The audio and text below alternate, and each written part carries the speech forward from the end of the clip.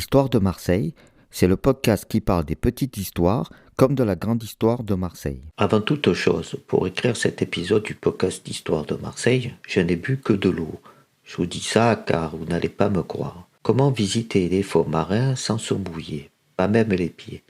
Il y a quelques années, du côté de Marseille, on a répondu à cette question à l'aide d'un engin très particulier qui n'aura que peu vécu hélas. Cet engin, c'est le télescaf. L'aventure sous-marine en complet veston nous vante le prospectus. C'était quoi ce télescaf? Pour la contraction de téléphérique et scaphandre. Le monde mystérieux des fonds marins a longtemps été réservé à quelques initiés, jeunes, en bonne santé, capables de plonger à plusieurs mètres de profondeur. Pour arriver à démocratiser cette capacité à visiter le monde du silence, on a fait venir la montagne à la mer. Ce sont deux personnes plutôt spécialistes des grandes hauteurs qui vont avoir l'idée de permettre d'aller plus bas que l'horizon. L'un est champion de ski, James Coutet, l'autre, Denis Cressel, ingénieur spécialiste des téléphériques des stations alpines. L'idée, c'est de fabriquer une télécabine qui emportera sous les flots des voyageurs, bien à l'abri, le temps d'un parcours de quelques centaines de mètres. Tout cela se passe dans la calanque de Callelongue, celle que l'on nomme souvent le bout du monde, car tout au bout de Marseille. C'est un projet unique au monde à l'époque et encore aujourd'hui. La cabine d'abord se déplace sur des rails,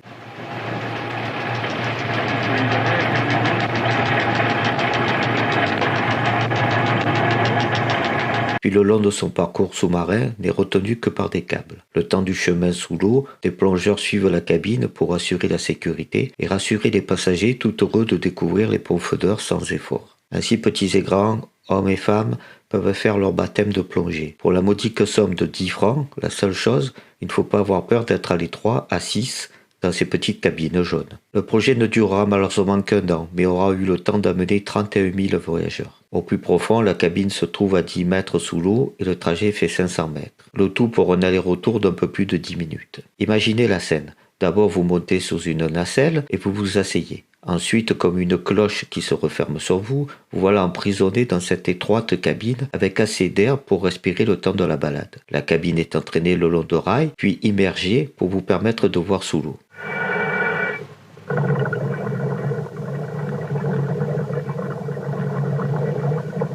Son inauguration avait eu lieu le 1er juillet 1967 et avait donné à cette occasion la première diffusion de nuit en monovision, la télédiffusion simultanée d'un programme dans un maximum de pays du monde. Car le télescape fonctionnait aussi de nuit. Aujourd'hui, il ne reste pas grand-chose du télescape. Si vous allez du côté de Callelongue, vous pouvez encore apercevoir les roues d'entraînement de la cabine, toutes rouillées comme dernier vestige. Je revois encore les reportages sur cette attraction disparue, comme les coulisses de l'exploit de 1969 avec les commentaires des passagers. Et non, il faut pas se faire coincer les genoux, oui.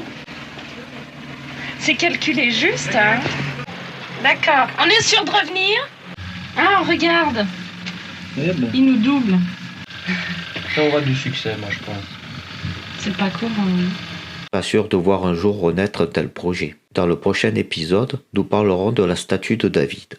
À très bientôt sur le podcast Histoire de Marseille. N'oubliez pas d'aller visiter la chaîne YouTube, juste une mise au point.